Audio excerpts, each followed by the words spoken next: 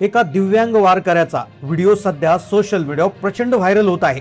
विठ्ठल नामाचा जयघोष करत संत निवृत्तीनाथ महाराजांच्या पालखीमध्ये एक असा वारकरी आहे की ज्याचे पाय अजिबात काम करत नाही। तो फक्त एका हाताने एका 3 चाकी सायकलवर बसून पंढरीच्या वाटेवर निघालाय।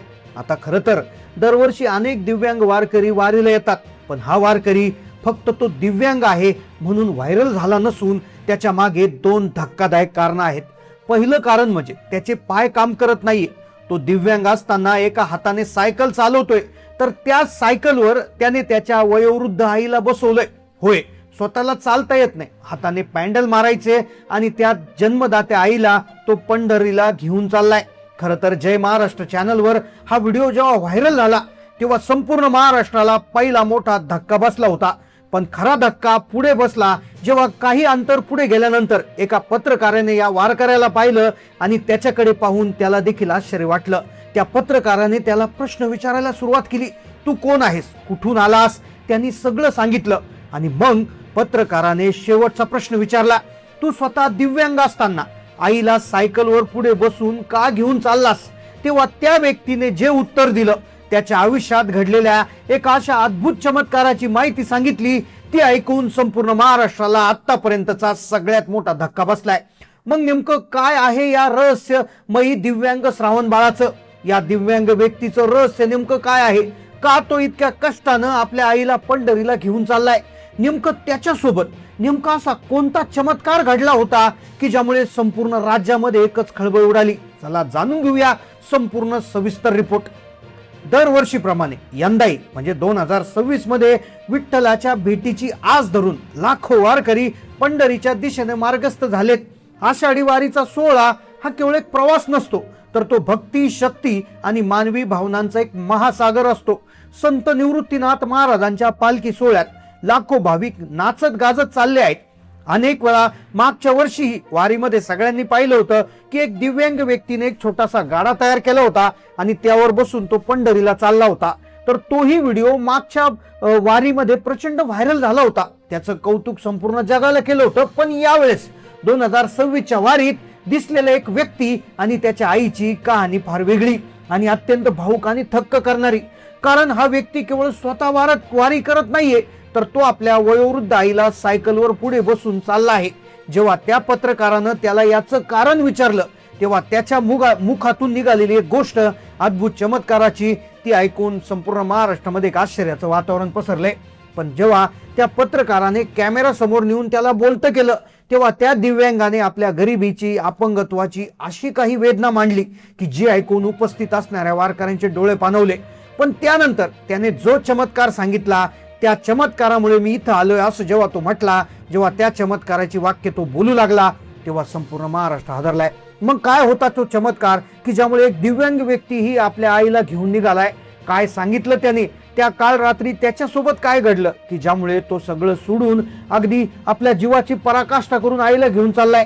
संत निवृत्तीनाथ महाराजांची पालखी खरं तर एका ठिकाणी विसाव्याला थांबली होती आणि तिथेच हा चमत्काराची माहिती संपूर्ण महाराष्ट्राला होणार होती। ऊन पावसाचा खेळ सुरू होता। जय महाराष्ट्र चॅनलचा पत्रकार तिथे वारी कव्हर करण्यासाठी पोहोचला। आजूबाजूला हजारो वारकरी विश्रांती घेत होते, विठ्ठलाची भजनं गुणगुणत होते। तेवढ्यात पत्रकाराची नजर या अनोख्या सायकलवर पडली। पत्रकार कॅमेरा घेऊन त्या दिव्यांग व्यक्तीजवळ गेला। त्याने पाहिलं की तो व्यक्ती एका हातानं सायकल हाताळत होता, त्याचे पाय निर्जीव होते, पण त्याच्या चेहऱ्यावर एक अद्भुत तेज आणि समाधान होतं। सायकलच्या पुढच्या बाजूला त्याची वयोवृद्ध आई डोळे मिटून विठ्ठलाची नाव घेत बसली होती। पत्रकाराने आदरानं माईक पुढे केला आणि विचारलं, जय हरी माऊली, तुमचं नाव काय, तुम्ही कुठून आला? त्यावर त्या व्यक्तीनं अत्यंत नम्रपणे हात जोडून उत्तर दिलं। त्याने स्वतःचं नाव, गावाचा पत्ता सांगितला। त्याचे ते शब्द आणि बोलण्यातला प्रामाणिकपणा पाहून पत्रकाराला जाणवलं की हा कोणी साधा सुद्धा माणूस नाहीये। पत्रकारानं विचारलं, माऊली, तुमचे दोन्ही पाव काम करत नाहीये, हातालाही त्रास आहे, मग इतक्या गर्दीत या पावसात तुम्ही स्वतः सायकल चालून पंढरपूरला जाण्याचं धाडस कसं केलं? या प्रश्नावर त्या दिव्यांग माऊलीनं जे उत्तर दिलं ते आणखीन भयानक आणि विचार करायला लावणार होतं। तो म्हणाला, पत्रकार साहेब, हे मी करत नाहीये, माझ्याकडून तो पंढरीचा पांडुरंग करून घेतोय। हे ऐकताच पत्रकाराच्या चेहऱ्यावरचे भाव बदलले आणि मग पत्रकाराने तो दुसरा प्रश्न विचारला ज्याने या कथेला वेगळंच वळण दिलं। पत्रकाराने विचारलं, स्वतःच्या शरीराची ही अवस्था असताना सायकलवर पुढे आईला बसून चालवताना तुम्हाला त्रास नाही होत का? तुमची आई तर वृद्ध आहे, त्यांना तुम्ही घरी का नाही ठेवलं? हा प्रश्न ऐकताच तिथे शेजारी उभे असणारे विसावा घेणारे वारकरी थांबले. चपात्या लाटणाऱ्या महिला, भाजीचे मोठे भांडे बाजूला घेणारे काका, सगळेजण या दिव्यांग मुलाच्या उत्तराची वाट पाहू लागले. वातावरणात एक कमालीची शांतता पसरली. त्या दिव्यांग मुलाने आपल्या आईच्या चेहऱ्याकडे पाहिलं. आईच्या डोळ्यातून अश्रू पसरत होते. तो म्हणाला, साहेब, ही माझी आई आहे. हिने मला जन्माला घातलं, माझं अपंगत्व स्वीकारून मला लहानचं मोठं केलं. आज हिला पंढरीच्या विठोबाची वारी करायची होती, पण हिच्या अंगात ताकद नाही. जर मी हिचा मुलगा असून हिची इच्छा पूर्ण करू शकले नाही तर माझ्या जन्माचा काय फायदा? माझे पाय चालत नसतील, पण विठ्ठलाने मला हात दिलेत आणि त्यांची सेवा करण्याची ताकदही त्यांनी दिली. हे ऐकून आजूबाजूच्या वारकऱ्याच्या चेहऱ्यावर हा कमालीचा आदर दाटून आला. महिलांनी पदर डोळ्याला लावले, पण पत्रकार अजूनही मूळ रहस्याचा शोध त्याला घ्यायचा होता. त्याने विचारलं, पण माऊली, वारीला येण्यापूर्वी तुमच्यासोबत असं काही घडलं का की ज्यामुळे तुम्ही एखादा मोठा निर्णय घेतला आणि तुमच्या आयुष्यात काय घडले? आणि अखेर त्याने तो अद्भुत चमत्कार सांगायला सुरुवात केली. दिव्यांग वारकऱ्याने पत्रकाराच्या प्रश्नावर एक दीर्घ श्वास घेतला. त्याचा चेहरा गंभीर झाला. त्याने जे रहस्य उलगडायला सुरुवात केली ते ऐकून पत्रकाराच्या अंगावर काटा आला. कारण की तो प्रसंग इतका भयानक होता, तितकाच विस्मयकारक होता. तो कोणता प्रसंग होता जाणून घेऊया. तो दिव्यांग वारकरी सांगू लागला, पत्रकार साहेब, वारीला निघण्याच्या काही दिवस आधी ही गोष्ट आहे. माझ्या घरात मी आणि माझी वृद्ध आई झोपलो होतो. माझे पाय काम करत नसल्यामुळे मी अंतरावरून स्वतः हलू शकत नाही. ही कल्पना तुम्हाला आहेच.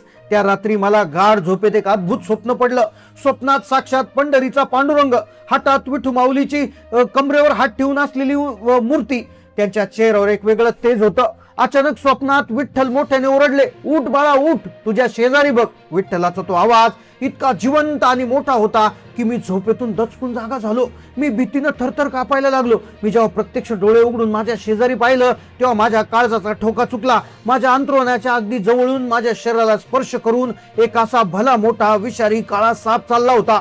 तो साप माझ्यावर हल्ला करणारच होता. माझ्या प्राणावर बेतलंच होतं. मला हलता येत नव्हतं. मी ओरडूही शकत नव्हतो. माझी वृद्ध आई माझ्या शेजारी गाढ झोपली होती. आणि नेमकं त्याच वेळी चमत्कार घडला.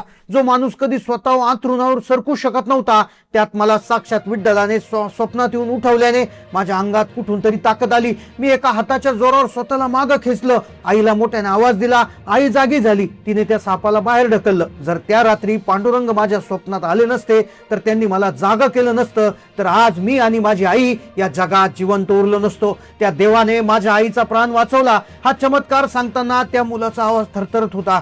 डोळ्यातून अश्रूच्या धारा वाहत होत्या. पत्रकाराचा कॅमेरा त्या क्षणी भाऊक क्षणांना कैद करत होता. पण या चमत्काराचा वारीशी काय संबंध?